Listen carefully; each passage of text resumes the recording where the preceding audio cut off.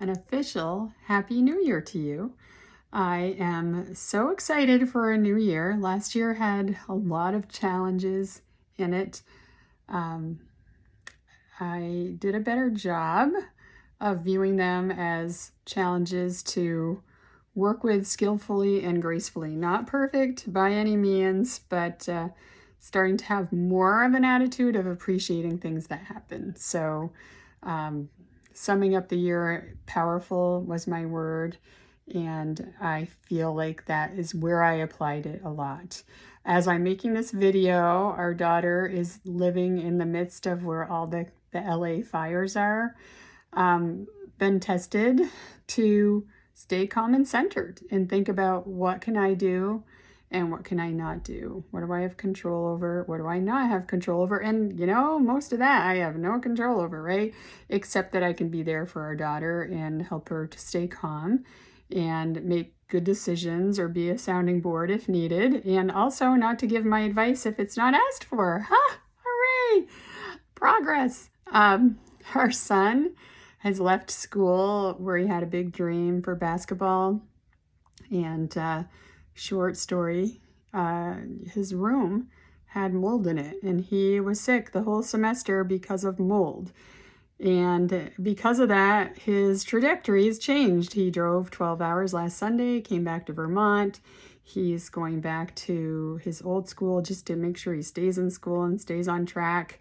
And maybe playing basketball there again in the future, not sure. But we're taking one step at a time. So that's my other one, right? Like one step at a time. I've been working with so many clients lately who are stuck, and the root every single time is not chopping it down into steps. It's too big, it's too looming. What's the first right step? That's how to get unstuck. What's just the first thing that you're going to do? And then once you do that, then you can sit down and say, okay, what's the next step? Or you can stand up and say it too. But just that process allowed me to practice that with him. Okay, what's the first thing to do? I myself was starting to get overwhelmed about all the logistics of packing up the room. Sorry, this is shaking a little bit. Getting here, he's able, he's good. It all worked out. It's working out. It's all going along fine, and he knows what to do. And I don't need to do it. It's not mine to do. He's an old boy now. He can do it. As a matter of fact, as I think about him and my daughter too, I remind myself that I was married to my first husband at my son's age. So that is always a wake-up call for me to go, okay, let him just take care of himself. He's got it. If he needs me, he can ask and I will help. They both know that. So my other word was stylish, and really worked on that because I joined the co-working space on a more expanded, I guess I would use that word, way, and dressed up more, and that just sort of happened. Some days people would ask me, even at the co-working space, why are you so dressed up today? What's going on? What are you doing today? And it was just going there. So, that I'm just doing a kind of a recap of the words. I have not chosen my word for this year yet.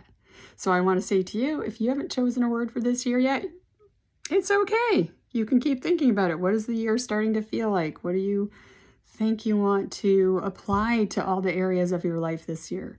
That's my advice to my clients. So just think about that. Make a list of possible words and just start thinking about them and see what pops out to you. There's no deadline. Also, for those of you who did not set a word for last year, I want you to take, 5, 10, maybe 15 minutes and think about all the things that happened last year and what was the theme? What was the word that happened? Because even if you didn't pick one, there was still a word that was in play more than anything else. There was still a theme that was in play. So it's just kind of fun to recognize that and see how that played out. What did you learn from it? What would you like to do moving forward? Sometimes some of my clients want to take that theme or that word that sort of happened. We don't say to them anymore, we say for them, and actually work with it consciously on purpose in this year ahead. So that's always also an option. So there's some stuff for you. I hope that you are enjoying the fact that we do have a fresh start. I know many people don't like to think of it that way, but I do. If you hang out with me, you know I think the new year is the ultimate fresh start. I have fresh starts all year long, but I just think this is a really good time to reflect and a benchmark and look back and reflect and take learnings and really take this whole month to do it. It's not like you should have done all the goals months ago, or even if you did, if you're not rethinking them right now, do all of that. Do what seems right to you and enjoy the process and look forward to creating a great year ahead. No matter what it looks like right now, no matter what it looked like last year, just keep that hope alive. Okay? All right, I will see you next week. Have a good week ahead. Thanks for watching.